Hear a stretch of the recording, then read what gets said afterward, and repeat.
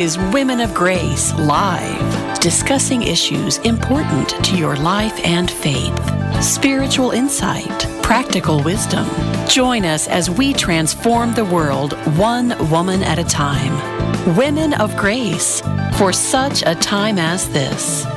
Now, here's your host, Johnnette Williams. Well, good morning, everyone, and welcome to Women of Grace Live. I am Johnnette Williams, very happy to be with you today. I love spending this time with you, as you well know. We always invite you to give us a call here at the beginning of the program, and we've got our call screener on board for us. Ryan Penny is there, and he's eager to hear from you, and so am I. If you are a first-time caller, please let him know that so that I can ring my happy little first-time caller bell and welcome you to our broadcast. We want you to use this toll-free number. If you're in North America, it's 833-288-EWTN. That's 833-288-3986. That's the way that you can join us right here on Women of Grace Live, where we do love having holy conversation with you. And as you well know, we are available for you out there at EWTN Radio's YouTube channel and Facebook page. When you get on out there, you can see me. I'm giving you a little wave right now. Also, Jeff Burson, who is our social media manager and our producer, will dash out and retrieve your questions or comments, insights, inspirations, or words of encouragement that you leave for us right there in the chat feature on both of those locations. So we invite you to use that as well. And you can text us. Text EWTN to 55000.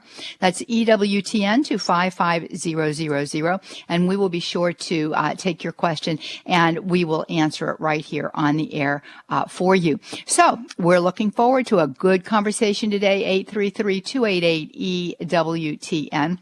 We have a special guest with us, and we're going to be going to him in just a few moments. We've got Dr. Samuel Gregg with us. He is the Director of Research at the Acton Institute. Prolific writer. One of my favorite books that he's written is Tea Party Catholic. We'll talk about what that means when he's with us. But we're going to be taking a look at what's happening culturally, politically, socially in our midst today. And he's going to be providing us with a Catholic perspective of what true social justice is meant to be, how it is effective, and the means that we can use to promote the values of Jesus Christ in our culture today. All of that coming up for you in just a few moments, but have a few things I wanted to share with you before we do all of that. First, I wanted to thank all of you who participated in the Women of Grace Benedictine Institute for Women that took place over the last 3 evenings. Father Nathan Cromley with us. We were talking about Guardians of Hope, the feminine genius in leadership in our urgent times. It was absolutely phenomenal.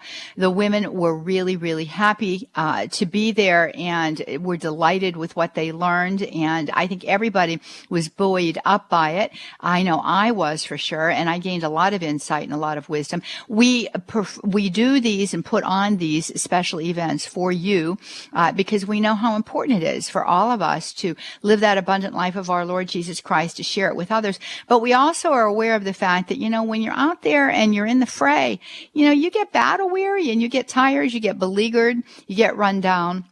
We all need to have our batteries recharged, but in addition to that, we also need to be growing in who it is that we are as women and the position that God intends for us to hold in this moment in the history of man, that we might be those effective women, ones who are always bringing Jesus Christ to the world and the world to Jesus Christ through the particular situations and circumstance that make up the enterprise of our daily lives in these days and times. So, stay tuned to our website for all of these events that we have planned for you.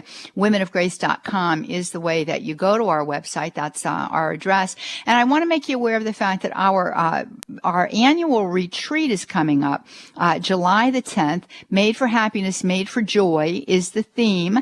And it's going to be an online event, like so many things are right now, given the circumstances that we're facing. But it's going to be really, really wonderful. We have Father Peter John Cameron, who is going to be with us. Many Many of you will remember that Father Peter John Cameron was the editor of Magnificat magazine. Just a wonderful man of God, holy priest, loves our Blessed Lady. That does it for me right there. He is just fantastic. He's going to be with us. Kathleen McCarthy is going to be with us for our healing service. Kathleen McCarthy has operated in the gift of healing for a number of years. She is internationally known, and what a beautiful lady she is. What a daughter of the Most High God. So I'm very eager to introduce her to all of you who do not know her yet, and it's going to be just lovely. I'm going to be presenting, and it's going to be just a wonderful time. So we're going to have more information for you, but it's already out there on our events page. So just go to womenofgrace.com.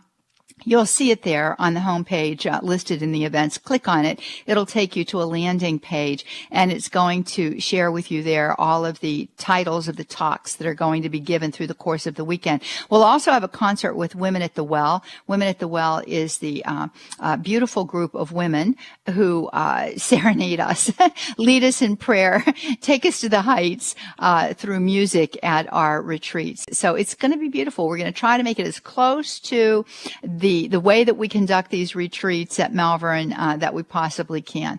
And lots of other good things up there for you. Want to remind you about our Father's Day Novena. You can take a look at that if you get out there to the website as well. So all of that being said, we do live in tenuous times, and that's what made the topic of our Benedicta Institute for Women so very important. It was important because we were speaking to an issue that is prescient. It's right here. And the fact of the matter is, the funny part of that is that we never really know. You choose and select these topics, long in advance before the event.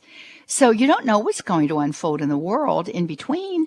And here we are at this moment, and all kinds of things have been going on. And I think it was just of the Holy Spirit that was our theme, because it helped for us to understand who we are. And I am quite certain that the theme for the retreat is going to be the same way: made for happiness, made for joy. So do get out there and take a look at that. Want to remind you about something else as well. Tomorrow is our simulcast. It's a live simulcast, both on television and radio at 11 a.m. Eastern Time. It is the last session of the study that we've been doing on the air, Journey to Joy, Healing for the Sorrows of Life. It's the last one, and I'm certainly hoping you're not going to miss it, because I think it's very, very important for us to consider what it is that we will be hearing tomorrow. I want to remind you of the fact that if you have not been able to join us, all of the programs, all of the sessions are available for you out there at our website, womenofgrace.com, as well as supplemental study materials, so that you can really mine the treasury of grace that God wants you to have, and how He wants to begin to affect changes in your life. They're all available for you out there at womenofgrace.com. It is, let me just check, it is still number one in the slideshow. You click on that, takes you to the landing page. You put in your name and your email address, and the resources open up. They're all free for you. You can watch the prior episodes and see the supplemental materials as well right there at womenofgrace.com. Well, I'm very eager to go to the break, because I'm very eager to get back with our guest today, Dr. Samuel Gregg, as I mentioned, Director of Research at the Acton Institute, prolific author. We're going to be talking about what's happening currently in our culture, in our politics, in our social realities, and through the lens of our Catholic faith. Coming right back, you hear that music, 833-288-3986. That's 833-288-EWTN. You're listening to Women of Grace Live. I'm Johnnette Williams. Stay with us. We'll be right back on the other side of the break.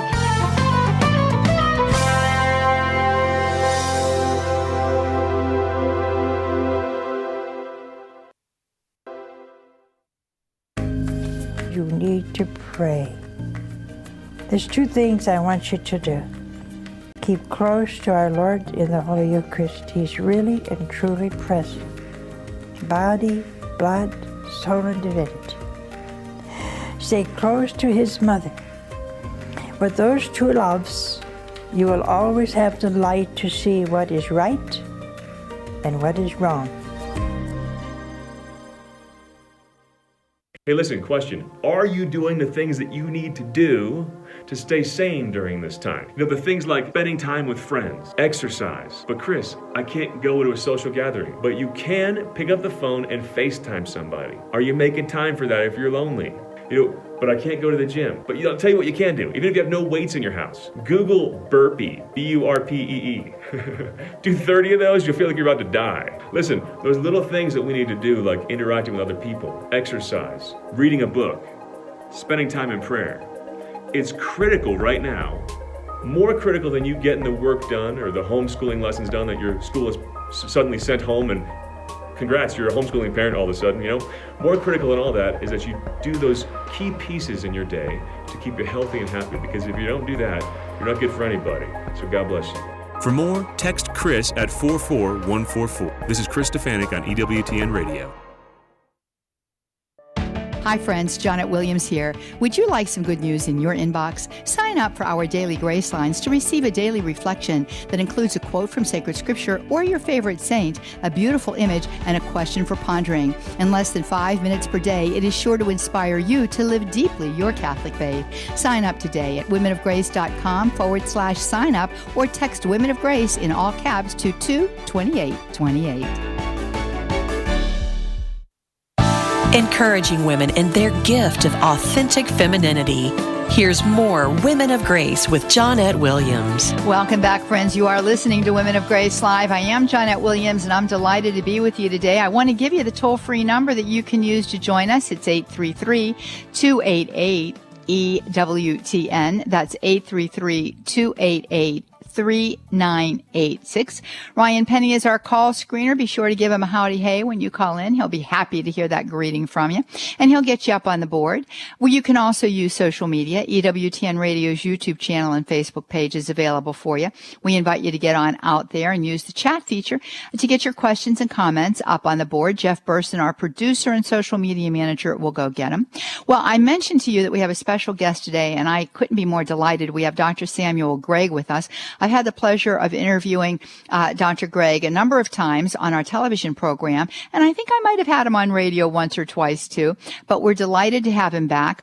He is the director of research for the Acton Institute, and he is also the author of a number of books. The one that I really love that has really, I gobbled it up, so to speak, is Tea Party Catholic. But he has a new book out, and I'm eager to get a copy of this book, Reason, Truth, and the Struggle for Western Civilization. How's that for a title? Reason, Faith, and the Struggle for Western Civilization. And it's available for you too. So without further ado, let's welcome Dr. Sam Gregg. Welcome, Sam. It's great to have you with us today. Johnnette, it's good to be with you as well. Well, thank you so very much. I invited you to be on the program today because I think that we're facing some really big issues right now. And the title of your new book, Reason, Faith, and the Struggle for Western Civilization, couldn't be more apt. We were talking earlier about the way in which the Holy Spirit works. I'm guessing when you wrote that book, you were looking at the way things were then, but it seems as though things have ratcheted up probably since this book came out. And it's very, very timely. And, many people are looking at what's taking place socially, politically, within the culture. We're looking at the horrendous situation, horrible and just really awful situation that happened with the loss of the life of George Floyd through a brutal act of a police officer, setting off really, just a fire of protest, of riot, not just in this country, but in other countries around the world. And we look at this, and of course, what comes to our mind is Catholic social justice. How do we apprise? How do we look at something like this? What do we say about it? Well, there's all a number of things that one could say about what's going on in the United States and other countries as a consequence of the what happened in Minneapolis. So let me say a couple of things. One is, it's very difficult to be a believing Catholic, a serious Catholic, and to be a racist. The two things are completely incompatible. And the Catholic Church, of course, has a pretty formidable record at emphasizing that racial differences, in the sense of skin color or whatever you want to call it, that these are no grounds for unjust discrimination. And that's because the Church has always taken very seriously the idea that all people, regardless of their sex, regardless of their skin color, regardless of their intelligence, their degree of ability, we all are made in the image of God. And to treat that image as somehow inferior or somehow by definition weaker or not as good as others is by definition to violate the image-bearing capacity that all human beings have, regardless of skin color, regardless of their religious beliefs, philosophical positions, their politics, whether they're male or female, adult or child, whatever. So that's the first thing to keep in mind. The second thing I think that's very important to keep in mind here is that we need to ask ourselves, what does the idea of the common good have to say to us about what's going on? And the common good is classically defined, and you can find this in the documents of Vatican II, and it's been consistently talked about for a very long time.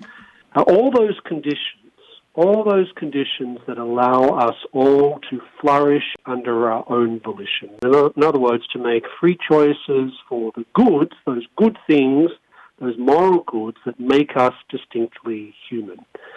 So our political system, our economic system, that is the goal around which these things should be structured. Now, when you start to think about that, you start to realize that there are some very important conditions of the common good that no amount of anger against real injustice can justify the destruction of. So, for example, we have had in the United States at different points, at different levels of intensity, issues surrounding race and the way the different institutions have treated people of different races. I'm particularly referring to African Americans. But we don't help people who are suffering from racial discrimination or who are suffering from any form of unjust discrimination. We don't help them by tearing down the rule of law. We don't do that. Because the rule of law is absolutely fundamental if you want to have liberty and justice, as we talk about when we refer to the United States, liberty and justice for all. And one of the crucial ingredients of that is rule of law. So you cannot have a breakdown of rule of law and say that this is somehow justified in the name of promoting racial justice. We also cannot have people burning and looting and destroying property. Why? Because property, and particularly private property, is the way that we organize our economic system in a way that's just, which promotes prosperity, which allows people to make decisions based on a certain degree of stability in their lives and their economic circumstances.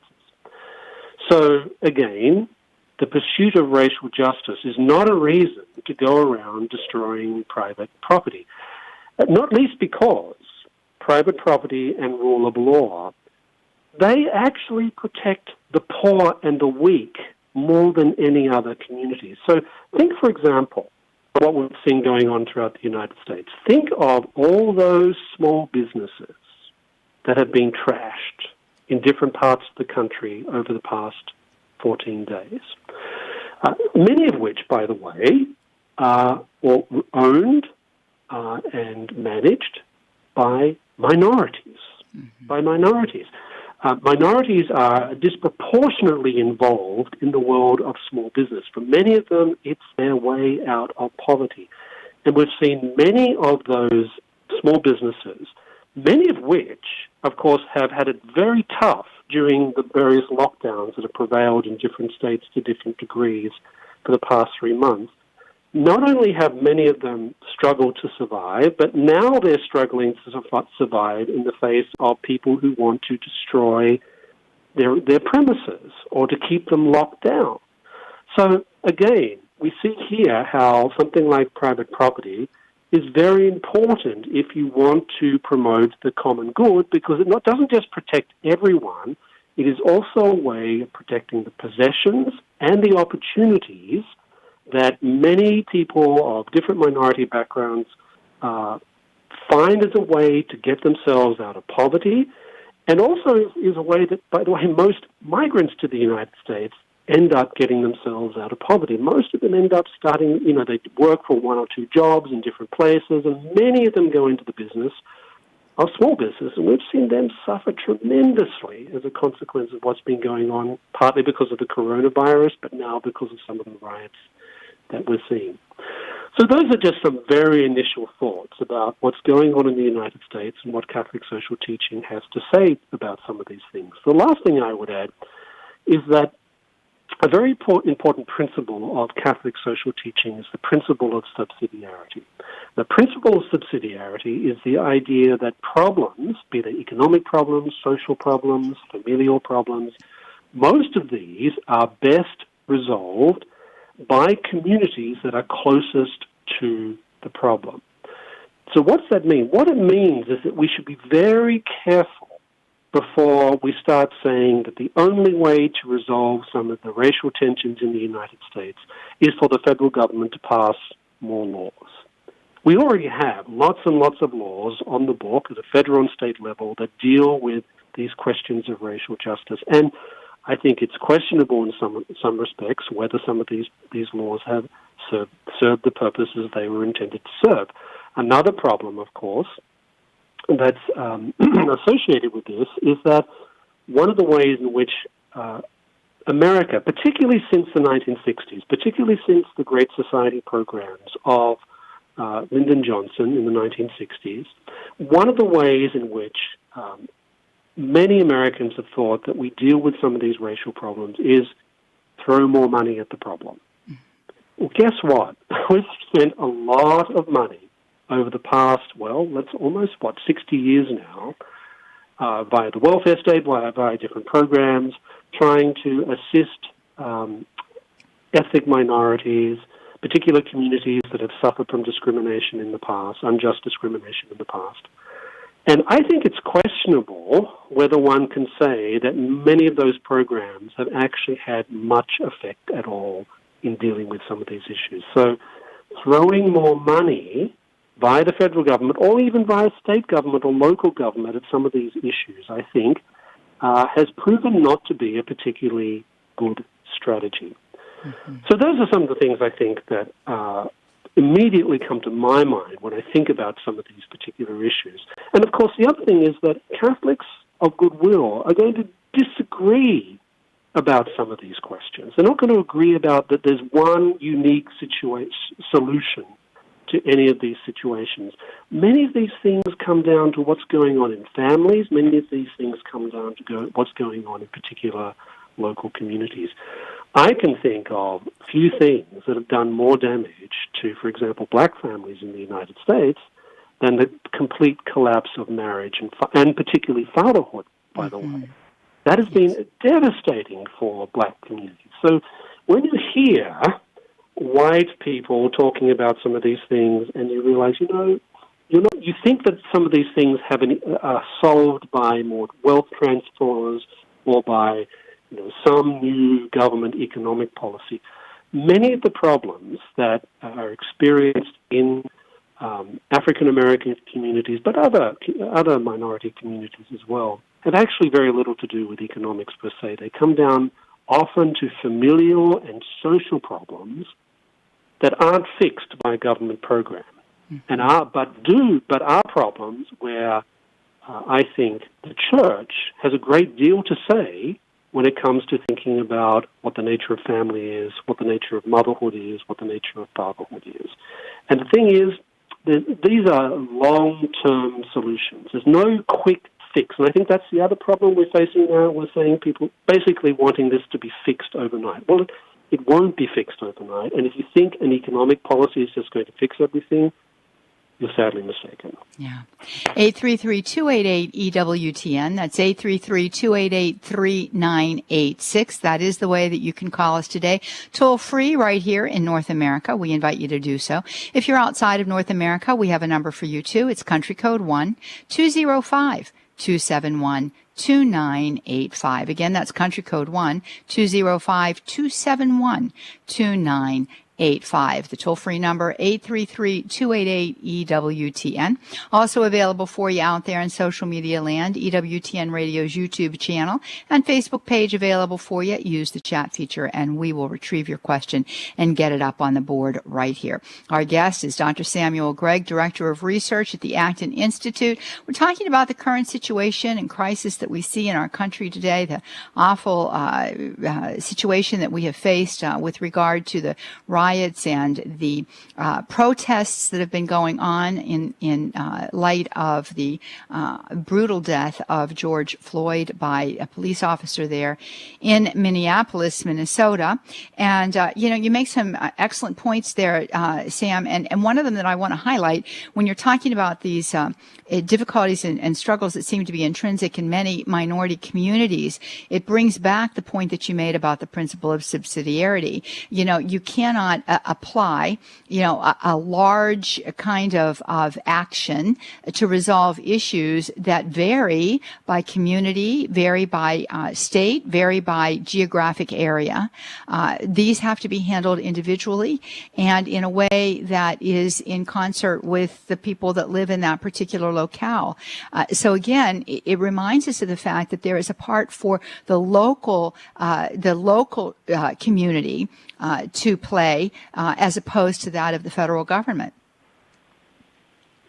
Yes, I think that's right. Subsidiarity does talk about the necessity of dealing with problems at the level in which they are found, so to speak. So here's the thing.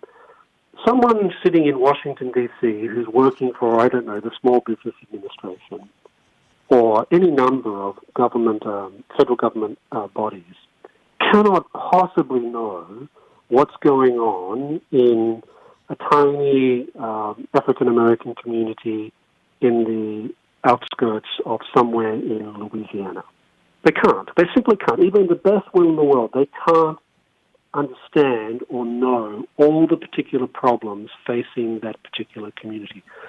Those living in that community or those who are close to that community will have a much better chance at understanding the nature of the problems and how one might arrive at solutions that have some chance at resolving the problem, instead of someone in Washington, D.C. coming up with a one-size-fits-all policy, the consequences of which will not always be known to the person designing the program, and which runs a serious risk, I think, in many cases, of introducing serious dysfunctionalities into many of these communities, as we've seen happen time and time and time again with different welfare programs that have been coming out of, that have been coming out of and designed by federal government officials.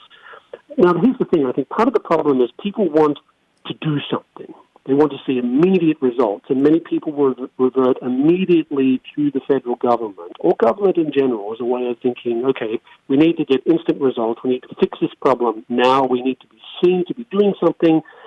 So here's a policy we're going to implement, and the question of what might some of the negative long-term consequences of such a policy might be, they're not so important. What's more important in many people's minds is to be seen to be doing something, which is very different from actually addressing the problem. Yeah. Well, you hear that music, friends. We're going to go to a break, and when we come back, more with our guest today, Dr. Samuel Gregg, Director of Research at the Acton Institute. We're talking about the current events issues that we're facing right now in our country. We're looking forward to hearing from you. Your questions and comments important to us. It's 833-288-EWTN. That's 833-288-3986. That's how you can weigh in today on our topic. We're going to be right back. Stay with us.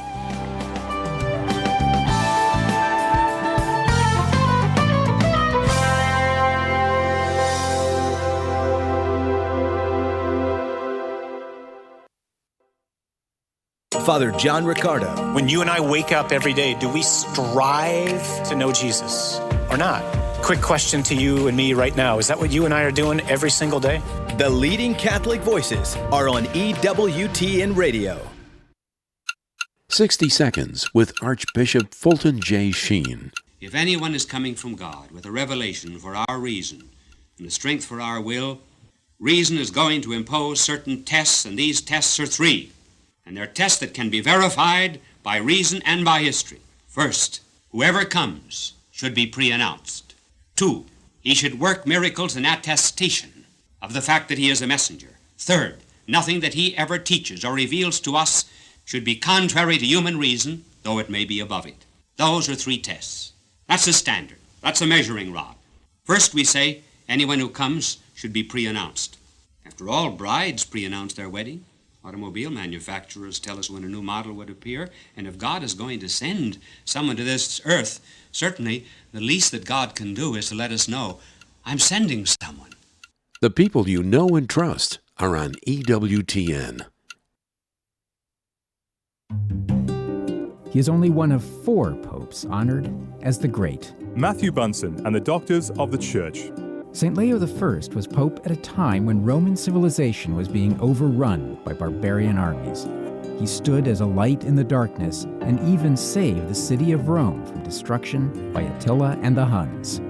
Leo died in 461. For more about the Doctors of the Church, visit doctorsofthechurch.com.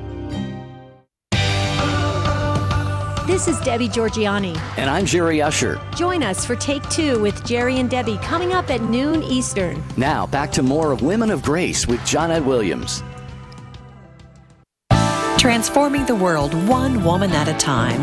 Let's return to Women of Grace with Johnnette Williams. Welcome back, friends. It's good to be back with you after the break, and I am very happy to let you know Dr. Samuel Gregg is with us today. He is the Director of Research for the Acton Institute. We have been talking about the current events that we're seeing today, talking specifically about the protests and riots that have been going on in the public square as a result of the brutal death of George Floyd. Been talking about this through the lens of our Catholic faith, and really some deep principles that are applicable in these kinds of situations. Looking forward to hearing from you. 833-288-EWTN. That's 833-288-3986. Just pick up the phone, give us a call. That's 833-288-EWTN. toll free for you right here in North America. You know, as we went to the break there, Dr. Gregg, we were talking about the realities that we have been facing through this time. And I wanted to ask you a question about civil dissent. You know, what does the church say to us about civil dissent? Sometimes we do see things that are egregious taking place within a country as a result of situations that have happened. We see government intervention sometimes that is helpful or not helpful at all. What does the church teach us about such a thing? Well, civil dissent, properly understood, is when people in large numbers start to argue that a particular law or a particular set of policies, that there's something fundamentally unjust about them. Now, you know, we don't engage in civil dissent simply because we disagree with a particular law. I don't engage in civil dissent because I think tax rates are too high or too low or whatever. Some of these things are questions that do not rise to the level of the seriousness as that we're seeing, for example, with something like racial injustice. So I think that the criteria is that when something is so egregious that it cannot possibly be seen as part of a civilized society, then there's a very good case for engaging in civil dissent. But we have to be careful about that because not everything falls, most things don't fall into that category. There's all sorts of laws and policies that you and I that have come out from Washington or different state governments or even local governments that you or I might disagree with. But we don't go and engage in civil dissent because we have a disagreement with what the local council says about, walking dogs at a particular time of the day.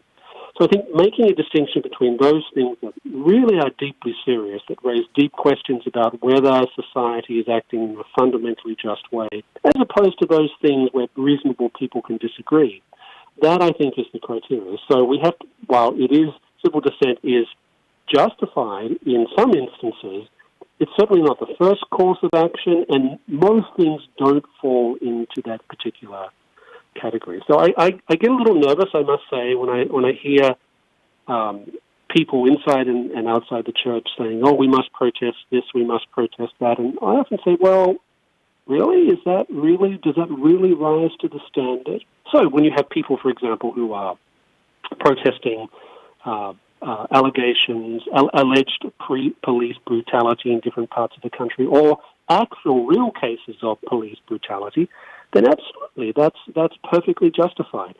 But there's never an excuse for violence when it comes to civil protests. So when people are marching and maybe they're a bit loud, maybe they're carrying signs you don't like, that's fine. That's part of civil protest in its legitimate sense. When, however, the civil dissent turns into burning down buildings or violating people's property or engaging in acts of violence, then clearly there's a problem. And that's something that the church can have no truck with. 833-288-EWTN. That's 833-288-3986. We're here for you. Pick up the phone, give us a call. Do want to ask you about this rule of law and police brutality and all of these things. There's a lot of questions there that I have for you. With regard to the rule of law, what happens when the authority that is part of that the exercise of that rule of law becomes abused, as we saw in Minneapolis? How do we address that in a way that is civil, in a way that is respectful of the rights of all people, and yet takes care of the issue? Well, one of the things I think we say is that rule of law doesn't just bind those people who are living within a given political community. So you and I, we're bound by the rule of law. We have to respect the law. In other words, we subject ourselves to the rule of law, not the rule of men. But there's another group who are also subject to the rule of law, and that is the public authorities.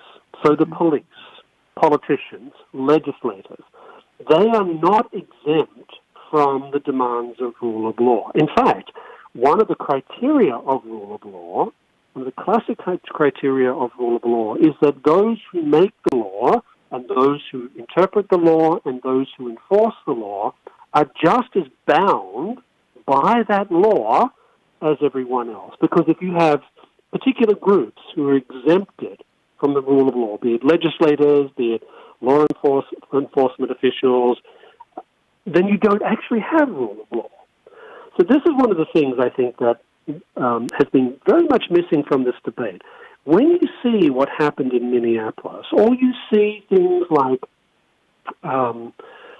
any number of instances where public authorities abuse or just clearly don't regard themselves as bound by the law. We see this, for example, in many large urban cities where corruption, for example, among, let's call them local council officials or state government officials is rife. That's another instance in which we find rule of law has been violated precisely by the people who are, in some respects, have special responsibilities for it.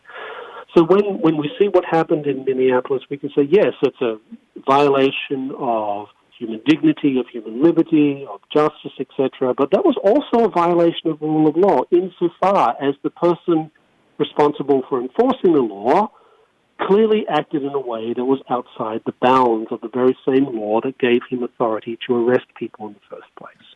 And that, I think, has been missing from a lot of this discussion, because I think rule of law, it doesn't sound sexy, it doesn't sound interesting, it's something that I think many of us simply take for granted. But you start to realize its importance when you see what has been happening around different parts of the country, when you see cities being trashed, when you see police buildings being burnt down, and you see civic officials unwilling to enforce perfectly legitimate laws. Mm-hmm. Yeah, I couldn't help but think as you were sharing with us there that in so many cases we see laws enacted, but they are not necessarily lived by those who pass those laws. They exempt themselves from them. I'm thinking specifically really about Congress and all in light of some of the healthcare changes that took place in the past. This was imposed on all of the people of the country, but they had an exception to it, and that does not set the example that we want. And there is a type of injustice that's associated with that. And I'm thinking about the whole issue here with the attempts now, or the cry to defund the police. I mean, we have these exceptional cases, and they do happen, where there is a misuse of power and authority. But then do we adopt a plan that is broad in scope, or simply deal with the issue as it's risen in a certain location or geographic spot? Right. In fact, I've been thinking over the past few days that those people who use this sort of very broad language of defund the police. Well, what do you mean by that? You mean we should have no law enforcement? Well, good luck with that. If you want to live in a situation of anarchy and chaos, and to which the solution will be a brutal imposition of force, good luck with that. But that's very different from saying, okay, we clearly need to rethink some questions of law enforcement. We have to ask ourselves questions like, are police unions too powerful? Are there too many exemptions for police that have been developed over the years as a way of trying to protect them from, say, frivolous lawsuits? But have we gone too far down that particular path? Have we been strong enough in disciplining police officers who don't live up to the standards that they're supposed to embody? And the situation of the police, I don't know, in a place like Minneapolis, is probably somewhat different to the situation and history of the police in, say, Baton Rouge. So this goes to the point about subsidiarity. If you're looking for these sort of blanket, one-size-fits-all solutions to a problem, a genuine problem that manifests itself in different ways in different communities at different times, then I think that's fundamentally mistaken. But, of course, that means that you have to be aware that maybe these solutions are going to be a little messy, maybe they're going to be taking more time than you think, and maybe you should accept that maybe there's people in Washington, D.C. or at the federal level of the federal government, maybe they aren't the best people to be trying to address some of these particular questions. So, I mean, it goes back to the principle of subsidiarity. It goes back to our understanding of what the rule of law is and the ways in which it should bind those who make and enforce those laws as much as the rest of us. Because if it doesn't, if it's just applied to one group but not everyone else, then it's not really rule of law anymore. That's right. 833-288-EWTN. That's 833-288-3986. We have Patricia with us. She is in Ohio, listening to us via St. Gabriel Radio. So I think you must be in the Columbus area there, Patricia. Am I right? Yes. Well, thank you for your call today. What is your question for our guest? Well, first of all, I agree totally with Dr. Sam on what he's saying, but I got in huge trouble for talking to relatives, and there are some black relatives in the family who are quite successful in life, but I said, but all people matter, everyone matters, and it's just,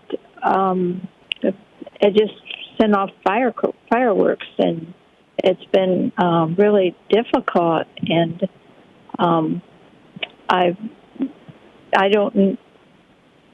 you can't say that, I guess, and that's why I'm calling, because we have all races in our church, and we believe all people are equal in God's eyes, but we aren't allowed to say that right now. So it's really touchy, and that's just all I wanted to say. It's just a very difficult situation because there's just extreme thoughts on it. Yeah, let's talk about that for a moment, Dr. Sam. What do you say to Patricia? And the thought that comes into my mind is this: slogans that polarizing slogans seem to be part and parcel of what goes on in our culture today. And how do we respond to something like this? Yes, and this is, of course, exacerbated by social media. I mean, social media is a marvelous tool in many respects. I mean, Johnnette, you and I use it all the time for all sorts of what I think are good reasons. But the problem, of course, the downside is it can magnify this use of sloganeering, which is no substitute for serious reflection upon real problems. So to take the example we're using, if Black Lives Matter means that only Black lives matter, well, that's clearly not true. Every life, in the sense that all of us are made in the image of God, has value, dignity, and meaning.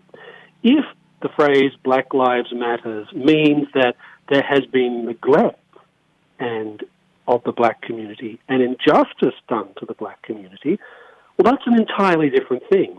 So this is the problem. When slogans are not particularly helpful at getting to the root of these things. So one of the things I would suggest to your caller is for her to say to her relatives, we all are made in the image of God, all of us, regardless of our race. Those who think that there's only particular people made in the image of God, well, that was the type of logic that was often rolled out when it came to people trying to justify slavery. Remember, in the Greek world, the pre-Christian Greek world, slaves were considered slaves because they were considered people who were somehow unworthy of freedom.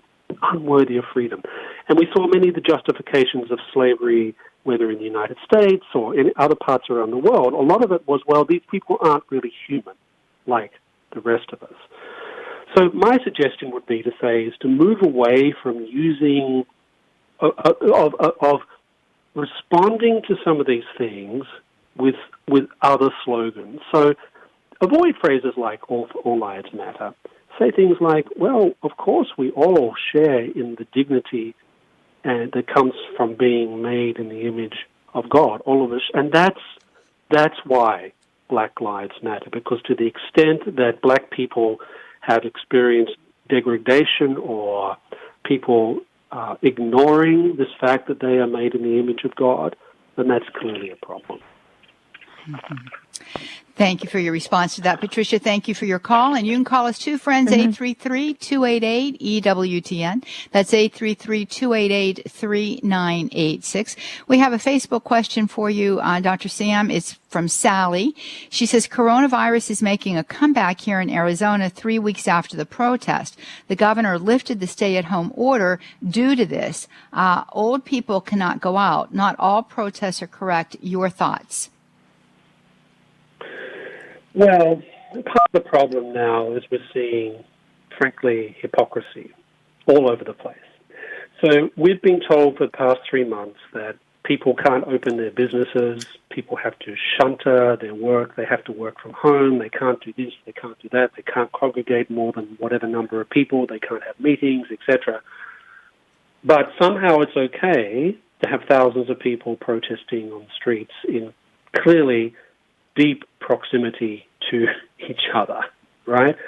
So, and then even worse is when you have scientists who I think have been exposed in more recent weeks as not quite the high priests of all knowledge that many of them have treated them as, saying things like, well, no, a protest is okay. Well, really, how is it any different from people are congregating together? How is that any different from what goes on in churches and synagogues once a week? So this is where I think people start to become very, very cynical about the whole process. We're told we can't go to churches, we can't go to mass, we can't attend to the synagogue, we can't do this, we can't do that, because you can't have people behaving this way. But it's okay to have 20,000 people marching through Los Angeles.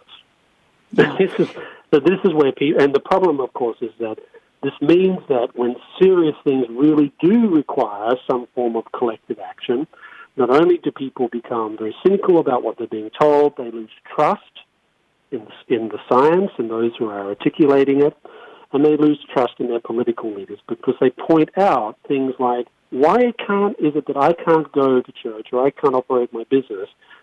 But if I called my church gathering a protest, that would be okay.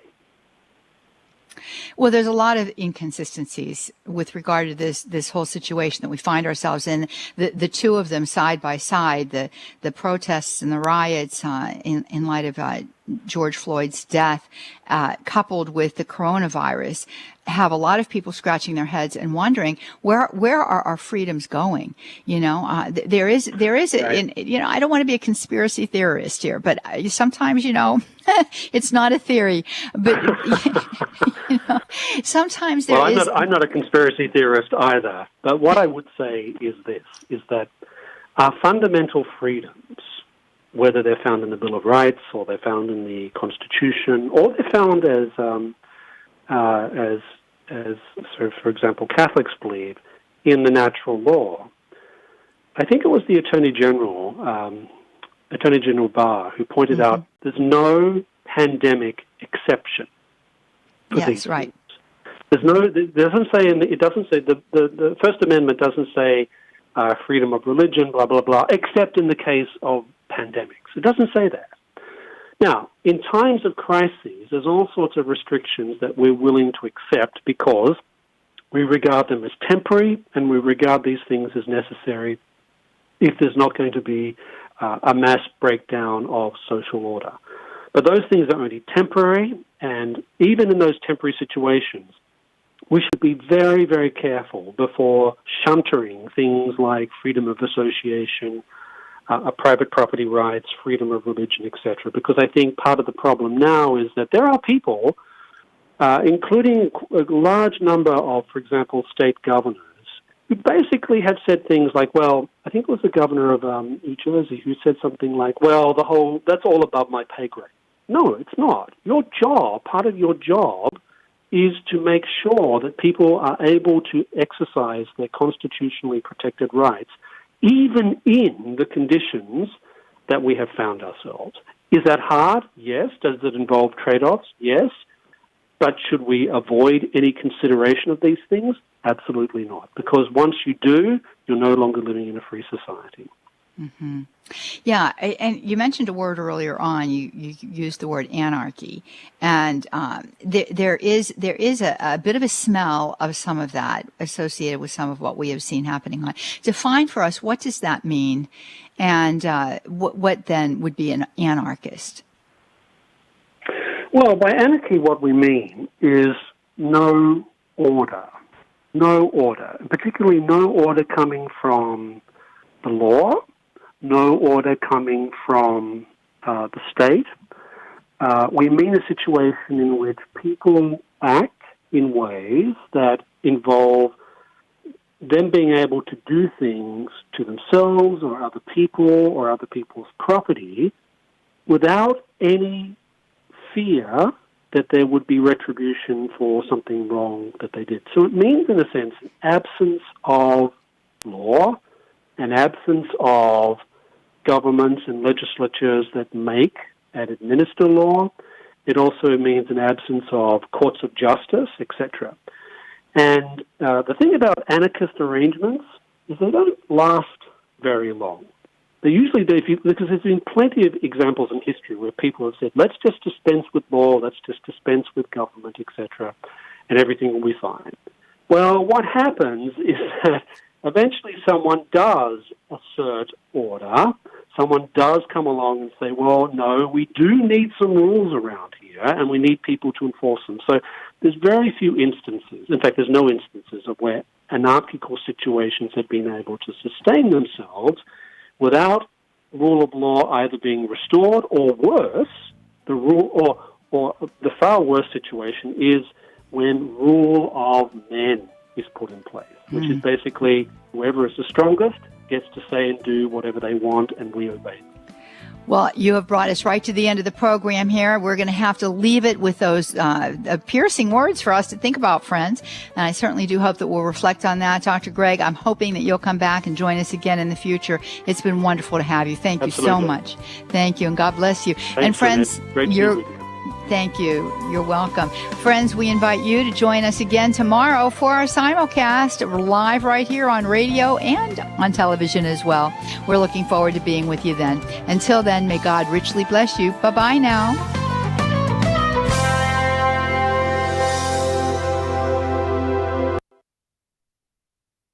Hi, I'm Debbie Georgiani. And I'm Jerry Usher. We hope you'll stay tuned for